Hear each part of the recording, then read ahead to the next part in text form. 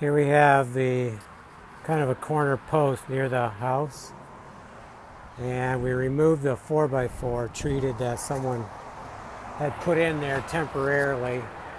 Well, it was there for several years. They were going to frame around it, but they never did. Now you can see the damage up here. That wood is definitely rotted. It's going to have to come out. I don't know how far up in we're going to have to go.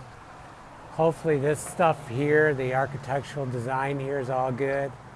And you can see we have a support here and a support over here. And we have some of our new ones in now. So I guess what we're going to do is first remove this. And then we're going to have to take that down and start piecing them together. And down here, I'm not sure. It looks like we have to take the center right out of this. Maybe put a new center in. I'll have to just start hatching away on it and see what's left.